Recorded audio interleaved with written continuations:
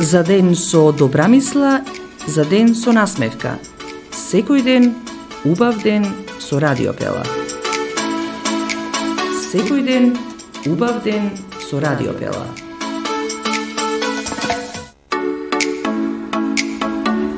Почитувани слушатели и гледачи на Пела, добар ден. Секој петок некаде по 11 часот, сега 30 на минути задоцнивме. Меѓутоа, наред е она што го планиравме, тоа е историјата на Прилеп, она прилепската спортска историја. Фудбалот е најчеста тема, но прв пат женскиот фудбал. Мој наслов за денешната тема, односно денешната тема за денешниот разговор, жена во најмашкиот спорт, фудбалот. Затоа имам гостинка во студиото, тоа е Весна Спирковска-Тофиловска. Добар ден, добро ни дојде во нашето студио. Добар ден, добро ве најдов. Мило ми е за поканата. Значи, зборуваме за историјата, значи за минатото, да се подсетиме на се она убаво што беше поврзано со фудбалот. Значи, вие бевте во фудбалот како фудбалерка, а подосна и како голманка и како судија, сакам да кажам. Да. Подосна. Па ајде да почнеме од самиот апсолутен почеток. Добро, се навраќаме, но треба да се навратиме на 20 години. Баше сигурно добро. И повеќе би јас слушнав дека почетокот на клубот кој се викаше Женски фудбалски клуб Победа бил во 1999-та, а првата сезона во држава Македонија како фудбалска женска лига 3 години подоцна 2002-та. Значи вие 3 години сте се подготвувале, сте иницирале и други клубови да се оформат, за да имате против кого да се надпреварувате во таа лига, да има што повеќе клубови.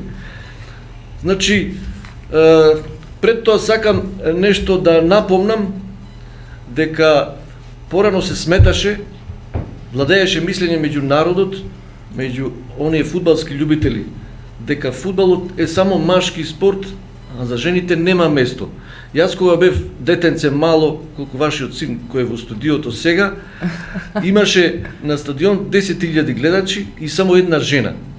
Таа жена што се вика Цене и ден денеска се гледам низ градов, значи единствена девојка тогаш млада која доаѓаше на стадион и сите се прашуваат што бара женава на фудбал, предрасуда. Кога фудбалот е само машки спорт, а таа многу го сакаше фудбалот, многу сакаше да навива за победа, тоа ширеше генерацијата на Манески, Магдески, Глигоровски, тие ветерани веќе, некои од нив и не се ни живи.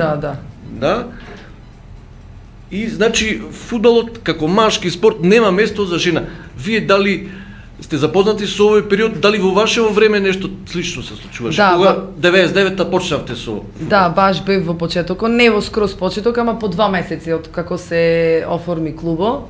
Тоа беа интервјуа, тогаш бев средношколка и исто така тренирав џудо. Значи не бев во фаза на џудиска бев. Дојден флаери, интервјуа дека ќе се оформи женски фудбал. Од секогаш сум била јас борбена и сум сакала нешто да пробам, еден вид цел живот го сакав спорто и ми беше малку искрено чудно за женскиот фудбал и баш сите во класо, тоа ми беше иницијатива да јас почнам да тренирам фудбал. Рекоја да, женски фудбал, ајде, нема шанси, вика женски фудбал и си викам да, баш јас ќе влезам во тој женски фудбал и да докажам дека да, жените не се ништо подолу во разлика од машкиот свет. Тој почеток беше навистина многу тежок. Во смисол на исмејавање, на чудно нешто, женски фудбал, вика на големи стати ви играте, на голем терен или на мал терен. Викам да, на голем терен, зошто е тоа толку чудно? Ма нема шанси, вика, да играте вие фудбал. Тоа на кој игралиште се одвиваше првите тренинзи? На Победа. Зборуваме, значи, 1999 година. Да, 1999 година, да. Значи на градскиот стадион? Да, на градскиот стадион трениравме. И како беше првиот ден, се сеќавате? Па сега кој ве собра? Значи не 20 години, 26 години треба да се навратиме наназад. Жена не се прашува за години, ама добро кога навраќаме. Па бевме, сигурно имаше над 40 девојчина. Значи сигурно, тоаш главни беа Не, ако зборуваме за 99-та, 22 години се упрашам, така? Не. До ден денеш. Да, 22. Значи за 99-та зборувам. За 99-та, да, добро. Беа... Значи 40 се собрат. Да, имаше средношколки, чупина, да, малецки, да, добро. Огромна бројка. Тогаш беше Надица Костадиновска, која работеше во Победа, и Благоја Филиповски... Овде пишува Костадинова. Костадиновска. Значи Костадиновска се. Костадиновска, од Македонска Каменица. Добро. А живееше тука во Прилеп и работеше во Победа. Беше еден вид како смеја, како игра, запознавање со фудбалот, со правилата, значи немевме одма во контекст на тренинзи професионални за фудбал. Еден вид требаше да ни беше објаснувано што се не следи во иднина, што бара фудбалот женските, дали може да се снајдиме ние во тоа. Едноставно како да се учи азбуката на некој јазик. Да. Така. Да се свата предрасудите, да се свати нештото дека е професионално, дека треба да се судриме со многу работи, дека и покрај пцуење, навреди, смејавања, дека ние мора да обстоиме, дека секогаш почетокот е тежок за се. Од тие, па да речам, како што добро се сеќавам, малку нели утнав со цифрата, нели 22 години, 26, нема врска, нема да ми замера гледачите и слушателите. Останавме само 18. Значи дел од тие не може изгледа да ја поднеса таа предрасуда, тоа исмејавање, тоа чудно. Ама после со тек на време, значи во тие 3 години додека ние работевме, идеа нови, па заминуваја девојчина од основно идеа и од средните школи во Прилеп. Доста се работеше на тоа. И ние самите одевме по училиштата и ги кажувавме нашите впечатоци, почетни печатоци. Ве прашува како е, како оди... Да. Исто така беше тешко и за во Македонија, значи не во градот Прилеп, него тоа беше на ниво на цела Македонија. Требаше стварно долг период, стварно 3 години може не изгледа така долг период, ама стварно беше долг напорен период за да се оформа барем, ако добро се сеќавам, мислам дека 2002 година кога игравме првата, пред да почне првенството, игравме пријателска утакмица во Струмица. И беа 6 тимови. Јас мислам дека 6 тимови игравме. Овде пишува во првата лига, не можам да се 10 тима се собрале.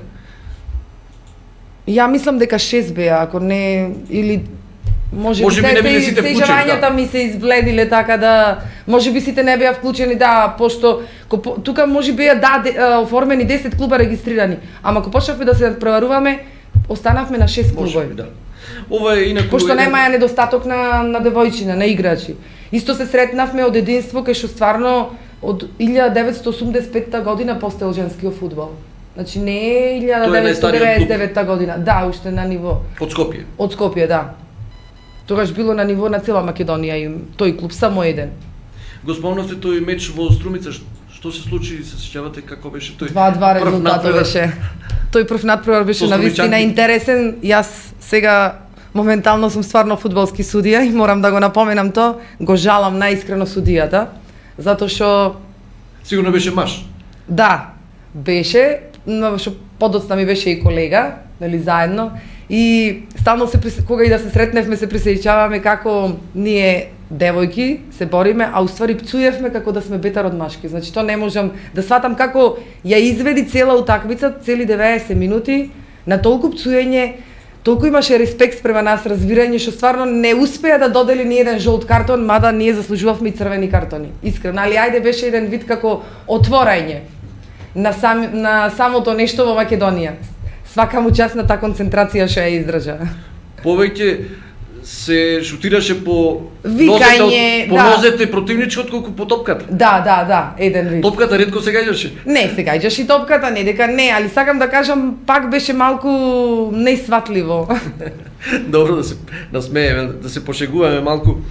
Ја спомнавте Надица Костадиновска или Костадинова, но подоцна многу набрзо се приклучува тука Блаже Филиповски папе. Да. Тој ни беше втор родител. Искрено, да, тој ни беше тренер и доста и помогна. Како беше работата со него? Па работата искрено... Тој како еден искусен фудбалер претходно? Да, искусен фудбалер. Тогаш ја почнуваше и тренерската кариера.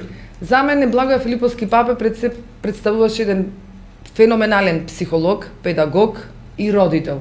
И кога ќе се соберите да се вкупно, тој е еден совршен тренер кој што стварно со женски, со девојчина во фаза на пубертет, тинејџерки, значи да работиш, стварно има голема одговорност.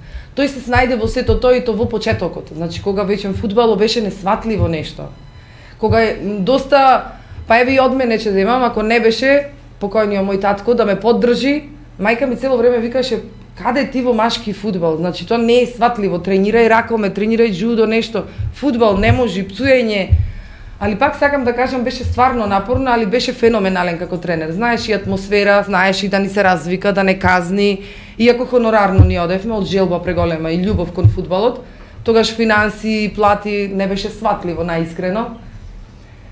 Али имавме љубов за фудбал и борбени. Тоа ни го од старт ни го вложи благодарение на Благоја Филиповски папе, од старт ни вложи да вложиме љубов и да не се предаваме. Дека топката е круг и дека секој секого може да тепа и дека не треба да се потцени противникот и не треба да се потцениме самите себе си. Дека до крај треба да бидеме додека судијата не свирни крај, ние мора да бидеме борбени. А тоа ни дава поттики во секојдневниот живот понатаму. Значи дека не треба никогаш човек да престане на нешто, мора до крај да се бори. Инаку овој период, празен период, би го нарекол 99-та 2002 година. 3 години. Вие како се однесувавте? Баравте противници, клубови со кои ќе играте пријателски надпревари? Што се случуваше или само трениравте? Не, трениравме и доста трениравме и со кадети, со младинци. Од Победа, со машки екипи? Со машките екипи, да. Доста со нив цело време се надпреварувавме. На почетокот, па не можам добро да се присетам, јас многу ми е жал на вистина, ама знам дека еднаш изгубивме 12-0, игравме со кадети, и така Благоја Филиповски папе не вика, ајде да се поделиме, значи екипава кога веќе играме пријателски надпревар да биде во едниот тим да има и женски и машки, во другиот да биде равномерно, да не биде сега подценувачки во тој смисол. И секогаш така ги одигрувавме надпреварите. Еден вид бевме колектив, да, комбинирани меѓусебно. Значи доаѓа таа 2002 година, првото првенство, овде пишува во овој документ, да го наречам инаку списание, 12 или 14 април, ако пишува дека фудбалерките на Победа победуваат се живо во Македонија во првиот шампионат. Значи сте биле едни како фаворити во лигата. Да, бевме фаворити, ама за жал секогаш последната утакмица. Па првата година 2002 година кога игравме бевме шампионки.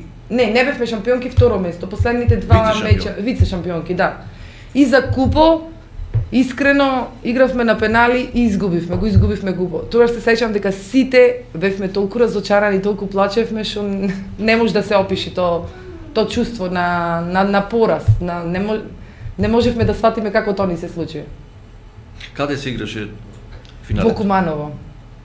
Во Милано, Куманово го игравме финалето. Беше несреќен пораз на пенали? Несреќен пораз, да, несреќен пораз беше на пенали. Изгубивме, иако цело време ние бевме во посек на топка, шанси, колку шанси промаршивме, али ете, тоа е. Јас тогаш кога почнав не бев на старт голманка, значи бев фудбалерка, шпиц бев. Али имав преголема желба, пошто претходно тренирав джудо, имав преголема желба да бидам меѓу стативите. Но исто пред да тренирам джудо, јас бев атлетичарка, шпринтерка, и така да ја имав брзината. Знаеме сите дека атлетиката е кралица на спортовите, така да е во фудбалот на тренинзи секогаш од старт кога почнав да тренирав, позицијата ја кажав голманка, ама ми рекоа не, ти си брза, нас ни треба шпиц напред, брзи топки контра голманки, тогаш имаше 3-4 ми се сеќам. Али прва прилика никогаш не изоставав на тренинг. Малку голманките да одмара, јас застанував наголо и викав ајде шутнете ми една топка 2. И стално бев упорна и си викав во себе, еден ден ќе бидам голманка. И дојде тој ден, стварно.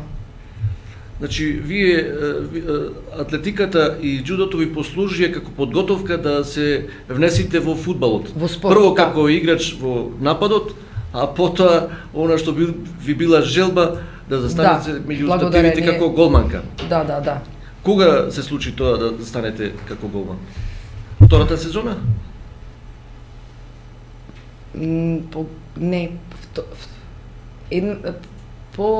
Како иди... Сигурно набрзо, тие години. По година и пол, измеѓу сезона, на полусезона фактички влегов како голманка. Што после за краток период добив повики во репрезентација. Значи си го најдовте вистинското Да, место вистинското како голман. место, да, како голманка. Никогаш искрено не мислев, пошто имаше 4 голманки, никогаш најотворено, никогаш не мислев да се повреда, да му завземам место, него секогаш викам ќе се докажам, сакам тука да бидам. Значи, почеток уште, да, не признавам, брза бев стварно, али не можев да се пронајдам, се нервирав, кога промаршував, пример, гол, пораз, а на гол се пронајдов самата себе си. Овде има една фотографија каде што вие сте Голман. лево како голманка, значи. Да. И тука има уште една голманка Да, Даниела, мисля, чини дека беше Даниела. и сите други играчи на клубот. Тука е и Блаже Филиповски Папе, тренерот на Музафера фотографијата. Бечиревич, тука беше Христина Димитриовска, покојната Бог да. Исто Ристенка беше. Се не можам да се присетам, ако може малку. Исто така Костадинова и играч и тренер. Да, играч и тренер беше Кате Милеска или покасно беше Кате Милеска, што сега е исто. Има Се овде уште тренира Паснаркова. фудбал. Па имаше Олгица, кој беа сега други? Кате Костоска. Костоска пишува, Тодоровска, Кате, Тодоровска, Ристеска, Кузмановска Кате, да, Јасмина Трајковска, Анита Трајковска, Петкоска, исто. Ѓорџиовска, потоа Елена, мислам тука дека беше и Елена. Бечировиќ ја спомнавте. Бечировиќ Музафера, да, кој што таа Димитриовска, цел тим ни го Петровска. водеше, фактички скелето на цел фудбал ни беше благодарение на Пашовска има некоја спомнато. Не можам да се сетам на. Стојановска, Трајковска, Да, Стојановска Јасмина, Трајковска Котецка, Јасмина. изгледа Котецка е голманката. Не е голманката. Гелева е голманката. Бичи и после да ја Гелева пишува. Даниела е голманката. Добро, можеби не е редоследот како Да, што е да. на фотографијата. Тој е баш почетниот состав што стварно работевме, не може првите 3 години, него да речам пред да почни првенството званично во цела Македонија. Али скелето, главниот скелет на почетоци на фудбалот, на женскиот фудбал е тој состав. Што после покасно искрено за жал дека немавме финанси никакви, сето го работевме од љубов и како достигнува до кулминација пример за студирање или работа, секој се повлекуваше настрана. Оти наместо да добива, губеше во фудбалот, што е нормално или пак А ќе дали се кажам, обновуваше кадарот? сретни љубов, кај што љубовта не дозволува, љубомора има во женскиот фудбал, така да многу работи може и тоа беа предрасуди. Мада ја мислам од старт да имаше финанси како плата, секој не би дозволил пример да се откажи така лесно во тој контекст. До кога вие настапувавте? До кога бевте членка на клубот? Па добро, и јас може да се бројам една бев од тие, имав повреда операција на коленото, но пак се активирав како фудбалка, али дојдов на фаза да бирам кај што ме привлече судењето, што таму стварно и финансиски, веќе бев возрастна, што викаме. А во фудбалот само тренираш, се повредуваш, а не добиваш ништо. Еден вид, тогаш не беше платено ништо во тој смисол. И само љубовта. И тогаш прекинав напоредно и почнав да судам, пошто со судењето исто се пронајдов, го сакав. Иако бев многу специфичен играч, признавам, што сега многу ми е лесно како судија, таквите играчи многу ги познам, пошто јас бев еден од тие комплекс специфични играчи, кои што секогаш најдуваја да биде во ситуација да се расправа со судите. Причина најдува. Да, причина, може нервоза, може пат на концентрација, непризнавање на пораз. Не знам како тоа да го вклопам во контекст на сето ова. Добивавте жолти картони? Добивав и црвен картон. И се определувате за судење, но претходно да кажеме за голманскиот период, дали бевте задоволни од голманскава кариера? Да, бев задоволна, да. Бев задоволна. Што се случувавте, успеавте Еден вид да бевме еден браните колектив, живото. тешки удари? Па имаше, да, тешки удари. Исто така морам да спомнам, само да се присетам за секунда. Игравме надпревар, ми се чини со единство, да. Тие беа едни од најдобрите тогаш. Подобри, да, скоро најдобрите, да. И има еден бранев од пенал. Значи беше да се изведува пенал. Знам дека го одбранив пенал, ама знам дека двата прсти после тоа ми беа во гипс. Значи, толку се жртвувавте да се одбрани пеналот. Да. Али тоа беше среќа, значи најотворено ќе кажем, тоа беше среќа. Момент. Спомнато е овде дека сте бранели за репутацијата на Македонија. Да, бев и за почетната репрезентација која се оформи во Македонија во првиот состав. Дали се сеќавате на некој надпревар, првиот надпревар кога беше? Првиот надпревар искрено не се сеќавам, пошто на почетокот цело време игравме пријателски надпревари, немавме квалификации како сега. Значи цело време се работеше, Македонија влегуваше само на пријателски надпревари. И доста ни гостуваја, доста ние гостувавме, али морам да издвам дека игравме во Охрид на Билјанини извори со Холандија и изгубивме 19-0. И пак на самиот надпревар излеговме, мислам селекторо, тогаш не беше Стојче, и ни рече се гордејам девојки со вас, пошто Холандија каде беа многу добри. Тие се светски фудбалерки. Вие стварно изигравте борбено, викаш, јас мислам дека 30-40-0 ќе изгубите. Колку мислеше тренерот дека ќе изгуби? На 30 и повеќе. Значи не беше борбени бевме до последниот свиреш на судијата борбен. Бевме, не се откажувавме да речеме, почнавме да ги броиме, да, до некаде и после прекинавме само топките. Јас знам дека ги вадев од мрежа и немав ни моќ ни сила да бидам нервозна, него само ајде доста е веќе. Ајде доста е. Па добро, тие победувале сигурно и со други репрезентации. Да, со голема разлика и не било за нив проблем да ги постигнат тие 19 гола. Добро, после тој се соочувавме со подсмев од самите на тренинг кој ќе појдевме од другите младенци, кадети, пример. Ајте, што играте фудбал, кој не сте вие за фудбал? Ние уште толку во нас влегуваше некој инает дека ќе докажеме дека не, ќе бидеме ние фудбалерки. Ама може беше потребно време да помине. Да, беше потребно време, да. И дојдовме до фаза на последните години пред да се повлечам јас од голманската кариера, пак изигрувавме нерешено со младенците и дури некогаш ги победувавме младенците. Значи, дојде пресмрт. Една музичка numera, па потоа продолжуваме со разговорот.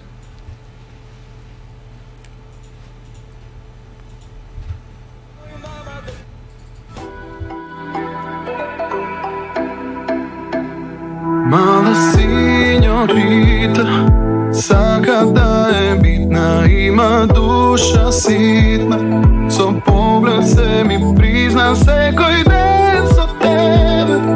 Мене ми лаже секој ден без тебе, инсомнија ме јаде.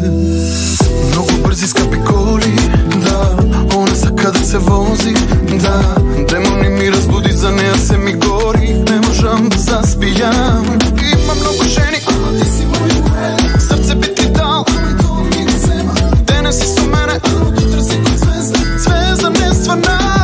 Мала синьорита, сакам да е битна, има душа ситна, со поглед се ми призна секој ден со тебе. Мене ми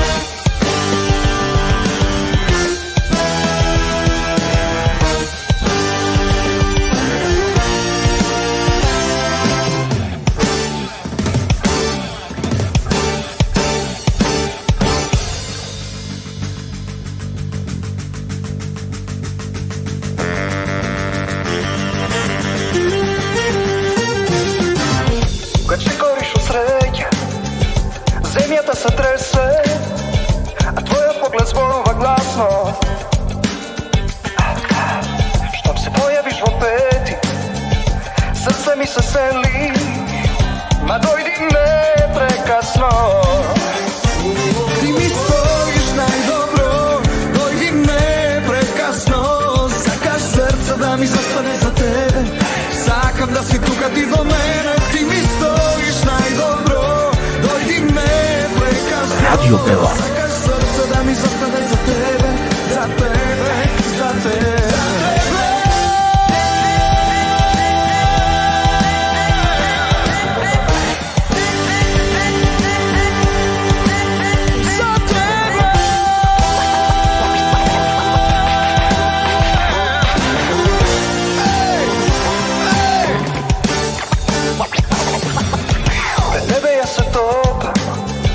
Сладолет на усни, а ти не ни трепнуваш. Јас ти спуштам звезди, на небо па ги враќаш. Ма не ме ни пример. Продолжуваме со нашиот разговор.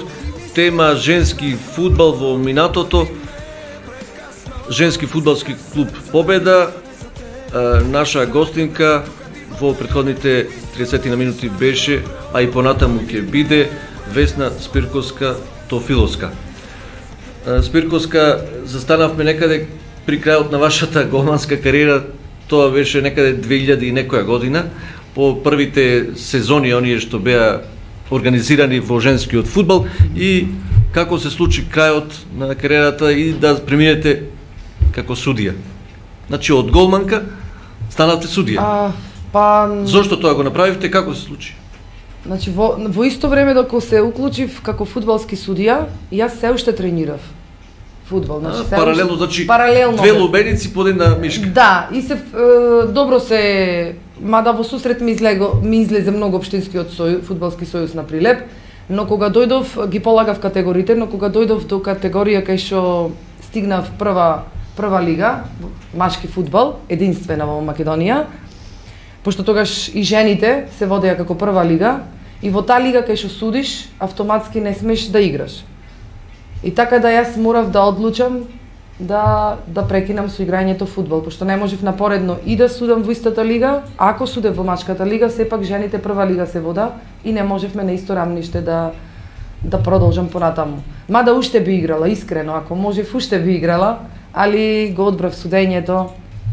Ме исполнуваше на вистина и судењето. Ми беше интересно да се справам со 22 играчи на терен. Иако секогаш и денеска, иако имав пауза 8 години, под оправдани причини, фамилиарни, јас секогаш сакам да бидам незаприметлива в терен. Значи, тоа што бев како играч, што кон судите сакав да го докажам дека да не сум заприметлива. Значи, таквите играчи гледав на разговор, на смирено, да ја смирам самата тензија, да не бидам само со свирката или со картоните во рака. Еден вид гледав да ја смирам топката. Значи, вашето играчко искуство ви помогна. Многу ми помогна за напредување на кариера. Да, многу ми помогна, многу. Во врска со екипава каде што настапувавте како играч, подоцна како голман, уште да споменем некои имиња, спомнавме, меѓутоа Бечировиќ, мислам дека беше една водечка... Музафера Бечировиќ, водечки фудбалер во екипава, така добив печаток во тоа време, дали беше така и дали имате информации што се случуваше со неа? Да, се уште сум во контакт. И денеска, значи од секогаш сме биле заедно, другарки. Ние цел тим цело време комунициравме, али можам да кажам дека Бечировиќ Музафера беше жалосно што играше во Македонија на времето. Значи таа беше надпросечен играч. Знаеш топката да ја задржи. Знаеше да издрибла цел терен играчи околу незе. Знаеше да направи финти и на крај да заврши топката во мрежата. Но исто така морам да напоменам исто дека и Христина Димитриевска, денес покојна, беше стварно и таа феноменален играч, кои двете беа во нападо играја и благодарение на нив ние цело време бевме на врво. Таа носела број 10, гледам овдека, има биографија нејзина. Значи зборуваме за Бечировиќ. Да, и моментално Бечировиќ е во Шведска. Мажена, има 2 деца, близнаци, машки, кои што ги наследија незините стапки, иако сопругот не е во фаза на спорто, али двајцата синови ги следат стапките на Бечиревиќ. И се стварно можам да речам во иднина феноменални фудбалери би биле тие. Дали таа во Шведска постигна добра кариера? Дали играше во Шведска? Не играше во Шведска, се повлече, али малку како тренер почна, ама не можеше да се справи пошто јазик, тогаш беше во фаза на средување на документи, сакаше еден мирен живот, пошто кога замина таа Шведска не беше мажена. Ја повлекоја незини, мислам дека брат ја повлече во Шведска и помогна. Сакаше да се повлече од спортот, сакаше да изгради, пошто беше на фаза на 36-7 години, сакаше да створи еден дом. Што за секоја жена, мислам, тоа е најбитно, али во кариера, некогаш кога се заблудуваме во кариерата, ако не знаеме да крениме да крениме рачна, ајде да кажам народски, ние можеме тој процес да го пропуштиме, што после кога идеме до фаза на години, кога ти си достигнал кариера, да, ама ти зад себе немаш на кого таа кариера да ја искажиш, да ја прекажиш, мислам, сепак има разлика да машко и женско во ред, али за жената сепак и семејството е еден вид борбена кариера во животот, фамилијата. Но сепак Бечировиќ ќе остане, значи како име и презиме, да, и денеска ја спомнуваат. И сите ја познава, да, и ја спомнува и како другар беше, и како личност, и грижлива, пожртвувана, борбена. Значи дојдовме до крајот на вашата играчка кариера. Како судија, како подоцна се снајдувате, како беа првите ваши надпревари? Чинам дека бевте прво аут судија. Да, бев на почетокот аутриктер, да, точно е тоа. Али пак ме влечеше како главен судија. Судевте во машка лига? Да, во машка лига судев, да, во машка прва. Како маживе, тогаш немаше женски судии, нели? Тоа беше зачетокот. Вака, јас бев аутриктер во машка лига, прва лига и втора лига аутриктер, а иначе на жени бев главен судија. Беше не сватли, тогаш бевме 3 во Македонија, единствени жени што судевме. Тоа беше Ивана Пројковска од Скопје и Верица Танчева, ми се чини од Струмица, трите кои влеговме на единствена листа. И сега суди. И сега е меѓународен судија, главен. Тогаш беше несватливо, али ние бевме стварно професионални. И цело време комесарот ни доделуваше навистина надпревари и бевме одговорни, никогаш не дојде да имаме некоја грешка која што искрено, нели таа грешка може да влија и на резултато, да изгуби екипата бодови, да отпадни од лига, значи не е баш едноставна работа да си судија. Како играч, окей, може да играч, значи како кога тренира фудбал, јас бев колектив. Тука има голема разлика. Значи јас како играч бев колектив, ако јас денеска на утакмица не изиграм добро, јас позади мене имам други од колективот мои другарки, да речам колешки, фудбалерки кои што ме подкрива. А во судиската кариера ти немаш никој позади тебе, ти си сам себе си и ти мора одлуката да ја сносиш во 3 секунди. Ти не смеш да се потпираш дека ти денеска имаш лош ден. Тоа мора да го сите проблеми, сите лоши негативни мисли што си ги имал мораш да ги оставиш зад себе и мораш да мислиш дека ти си денеска единка и дека се зависи од тебе. Дека нема никој кој тебе да те твојата грешка да ја прикрија. Али за жал од секогаш биле и се уште се и врвни суди прават грешки. Али јас пак ќе напоменам да не се намерни тие грешки. Каде беше потешко тогаш, во женскиот или во машкиот фудбал да судите? Па искрено имаше ли некоја разлика? Во женскиот фудбал немаше ни гледачи толку лесно беше. Немаше притисок? Да, немаше притисок, немаше публика, а во машкиот фудбал беше стварно многу тешко, публиката беше напротив.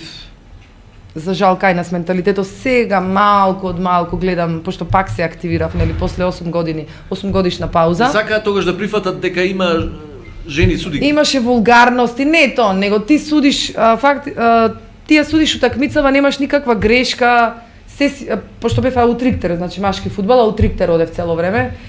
офсайди навремено, аути, корнери, значи не можеш ти да сгрешиш ништо во контекст што како главен судија има поголема одговорност како аутриктер. Не велам дека аутриктерите нема одговорност, али сакам да кажам помала е одговорноста.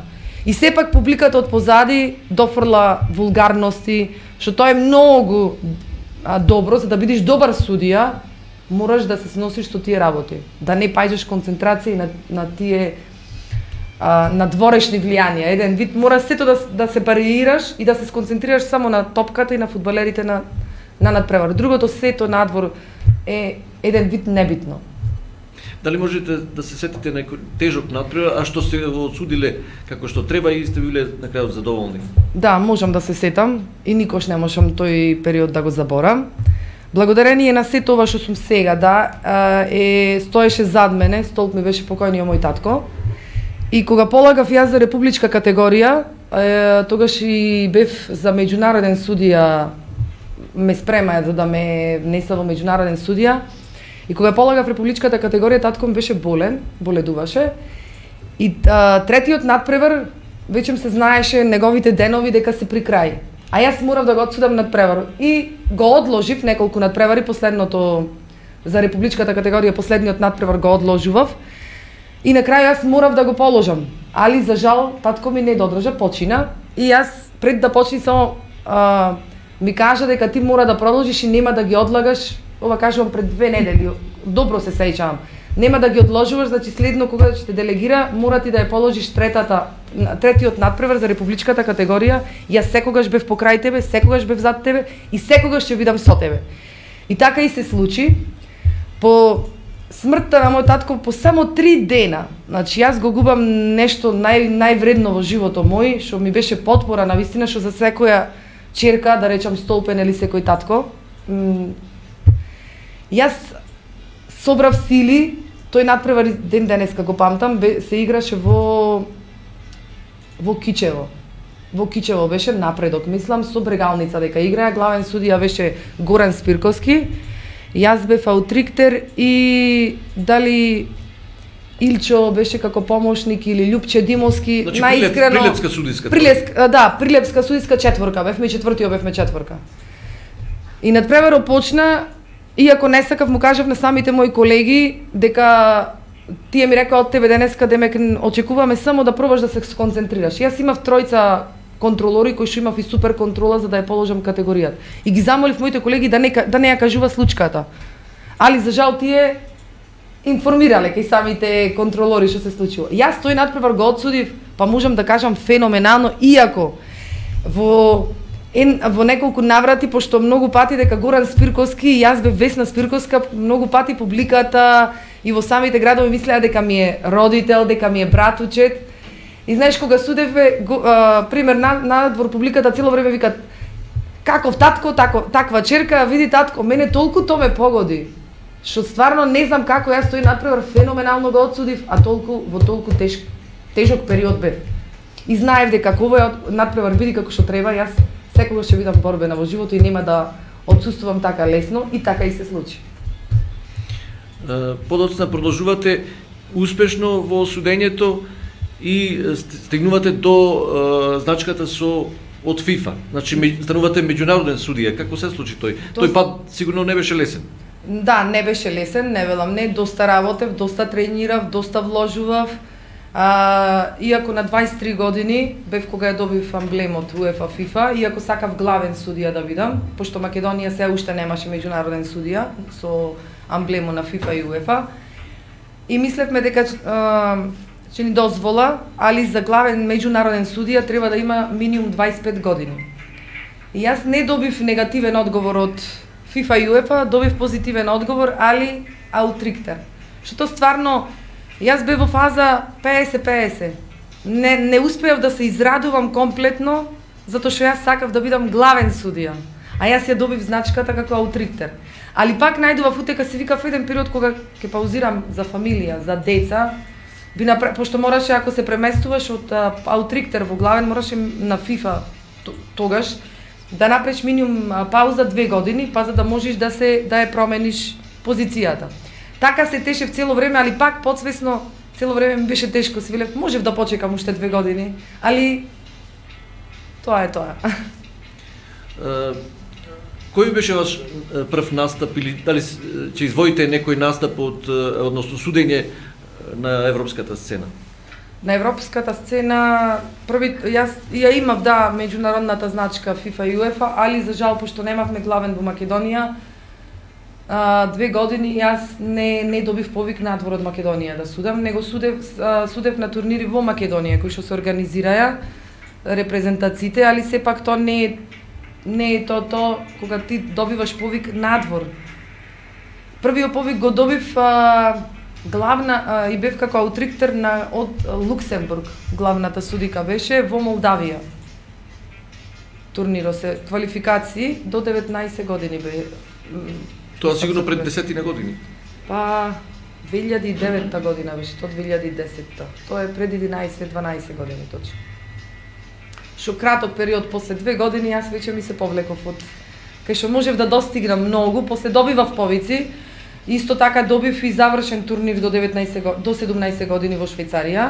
Потоа наредната година добив повторно завршен турнир до 19 години, што тоа е многу за нашата држава. Али јас морав да се повлечам затоа што тогаш бев во фаза на оформување на семејни причини, да. И се повлеков, мислејќи дека ќе се повлечам малку само години, али јас едни убави 8 години, но може за тоа што толку долго време бев повлечена, може што сопатникот мој, сопругот, да речам, исто така е во контекст на фудбало. Па јас секогаш викав не би ме разбрал никој ако не е фудбалер спортиста. Спортистите. Значи еден фудбалски брак, за тие што не знаат, не верувам дека ги има многу. Да. Дарко Тофиловски. Ги има, Ирена Велевачковска, исто меѓународен судија и сега Ирена Велевачковска од Прилеп, сопругот и е исто така фудбалер. Така да, но значи, вие сте двајца голмани. Да, добро, ние сме двајца голмани, да. Тоа е малку интересно, двајца голмани. Да, значи Дарко Тофиловски, голман на репутацијата на Македонија и еден од оние фудбалери кои се прослави во победа, но и во странство направи една убава кариера. Да, и се уште е активен голман. Да, се уште е активен голман. Да, како функционирате во семејство? Колку се посветува внимание на фудбал, колку разговарате за фудбал или за фудбал само тоа што треба? Искрено ние не комуницираме за фудбал, ние единствено само конфликт имаме. Пошто знаете како е играч и судија, значи јас може сум била голманка, али јас сум фудбалски судија, да речам, и ние секогаш и ден денеска сме во конфликт. Значи секогаш, ја никогаш не гледам судијата да го нападнам. Јас секогаш гледам од секоја гледна точка, за таа сносе, например, грешка. Ако е ненамерна? Да, ненамерна, гледам на позитивен начин да ја искажам. И секогаш сме во конфликт, значи имаме еден... Дискусија. Дискусија, да, баш интересна дискусија. Па искрено може паузата што ја направив 8 години, пред да ја направам паузата, покрај него добив шанса и да судам и во Швајцарија, тогаш беше во Швајцарија Дарко. После замина во Словачка, исто така продолжив во Шафхаузен. Во Шафхаузен, да. Со значката што имав на FIFA и UEFA, можев да менаџирам и во таа држава кај што живеам, кај што моментално престојувам. Исто така и во Словачка судев, што таму доста добар резултат исто постигнав, бев... Во каква лига судевте таму? На почеток кога појдов на првиот семинар ми дозволија 5-та, 6-та лига да видам машки фудбал и 3-та лига жени. Али се случи чудо, што за, па да речам 4 надпревари, јас стигнав до 2-та лига запад машки фудбал да судам. Значи се приближите до највисока степен. Да, па од мислење на контролори за судењето дека јас можам од тежина појаки надпревари да ги одсудам, дека али пак ќе кажам, еден од најубавиот период се случи да јас и таму да достигам некој добар подем во кариерата, јас бев во друга состојба, значи моравте да прекинете? Да, го очекував првиот мој син и така да морав да се повлечам. Што тој сега мојот прв син, Кристијан, гледам дека во него има преголема желба, значи ја не форсирам, и пошто никој не беше за мене да ме форсира, јас само поддржувам. Ја мојот син многу го поддржувам и волја и желба има, го сака фудбало и гледам дека иди по стапките на татко му. И моите беа смена на судење, После, али татко му се уште е голман. И така да гледам дека тој сака по тие стапки, по нашите стапки да оди. Крушата под круша паѓа, што се вели. Да, имам Вие не влијаете на вашите наследници, на децата, не влијам но самите воопшто. тие имаат нешто како ген. Но ги исполнувам во тоа што ги прави среќниот. Нив среќни ги прави да се на терен со топка. Јас цело време сум покрај нив. Најверојатно тука ќе има некој иден голман или Па, пак знаете играч. како Или пак судија. Фудбало или спорто, секој ден може да биде спортиста, во наводници пак ќе кажам. 30% е талент, а 70% е љубов, волја и работа. За мене, пак ќе кажам, значи се нешто ако што се работи со волја, со труд и амбициозност се постигнува во животот. Ако имаш ти колку и да имаш талент надпросечен, ако ти не го надоградуваш, не вложуваш во него, не се трудиш, ти можеш само да стагнираш или еден вид да бидеш на едно рамно ниво. Јас така барем мислам за спортистите дека секој ден може да биде спортиста, пак ќе кажам врвен спортиста, мовет за професионален спортиста. Мислам ме разбирате во кој контекст да сакам да кажам. Али треба за еден професионален спортиста прво многу треба да се скрати од секојдневниот живот, значи годините кога сака шетање, тие работи се пропушта. Мора да се посветиш на исхрана, на одмор, на забави пропуштени и да не набројувам, да не ги... Ни кажавте дека дискусија имате во врска со судењето. Да. Со вашиот сопруг. Да. Меѓутоа, дали имате дискусија во врска со голманите? Сега се уште е голман вашиот сопруг. Некојаш му најдувате некој забелешки? Секогаш. Прво директно кажувам, од старт ја кажувам зошто таа топка, пример, така изреагира. Стартно, значи искрена сум. Се беше окей, добри одбрани се, зошто таа топка така изреагира. Значи одма стартно И морам да го кажам. Одговорот е негативен. Да, најчесто е добро, ајде сега, готово сега и така завршува, така да не продолжува дискусијата понатаму. Значи критички затоа што сте вистина, настроени. да, критички, да. Исто така морам да напоменам дека имам уште еден син, 5 години, исто така и тој иди по стапките наши. Тој е во студиото моментално? Да, и си прави мала забава со телефонот. Мораме сега. Исто така и тој сака фудбал, али не голман. Тој не се пронајдува меѓу стативите.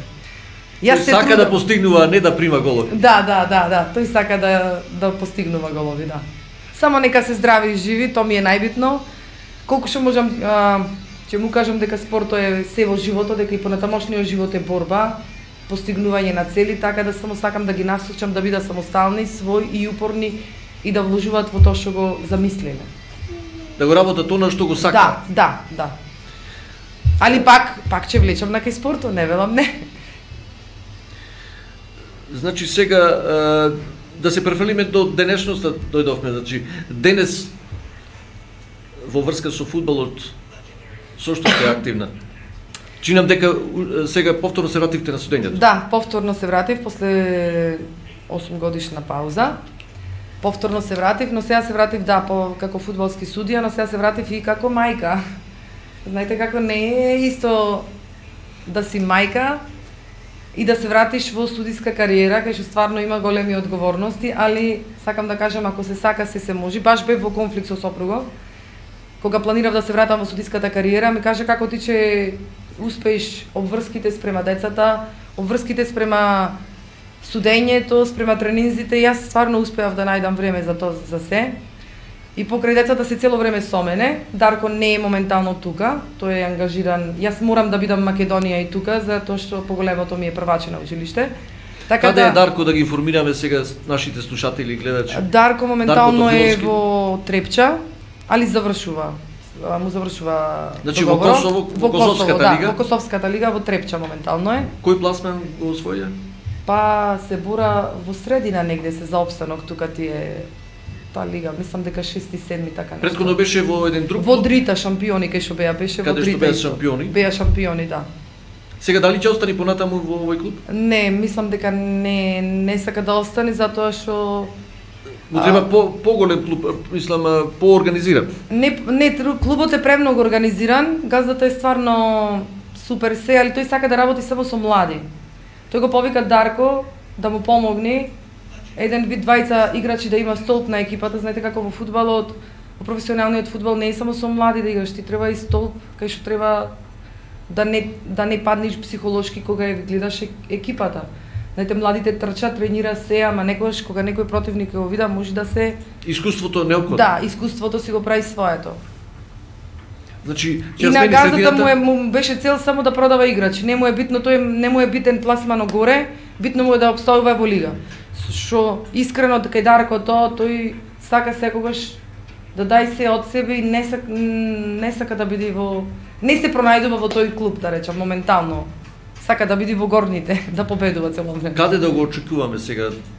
Дали е на Балканов некаде? Па искрено јас за таа тема воопшто не разговарам, наискрено. Таа е тема што професионално гледам. Може би не се знае се уште. Да, во исчекување, кога ќе излезе нешто, јас секако дека ќе бидам информирана, али во кои преговори, каде, што, јас навистина не прашувам, пошто знам дека е тоа нервозо, ствара тензија, нервоза и така да професионално гледано од свој аспект го оставам воопшто, значи неутрално, воопшто не прам притисок на тоа.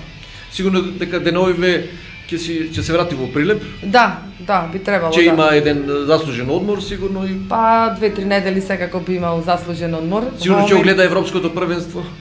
Каде што учествува Македонија? Малиов син ни прави проблем, ама нашите гледачи и слушатели нема да ни замера. Да, програмата е оди во живо и... Да. Мајка, пак ќе напоменам, мајка, ако се сака, се може. Ево и на интервју дојдов, на вашата покана, ми е благодарност, стварно. Не можев да се снајдам, па морав и по малиот син да го носам со мене. Значи, ако се сака, се може. И тука би го завршиле разговоров, на крајот што ќе ни порачате, до кога ќе се занимавате со судењето во фудбалот? Со судењето, само да ни дава Бог здравје, нели тоа е најбитно, да не пази од повреди, иначе сега значи судите во женска до 45-та година, така да јас до 45-та година кажувам дека нема да се откажам, али ако не дојде нешто здравствено, пример да дојде повреда, се надевам дека нема да се случи тоа. Планирам до 45-та година да бидам во судиските води и после тоа да се пренасочам како делегат, контролор. Инаку сега дали судите само во женската лига?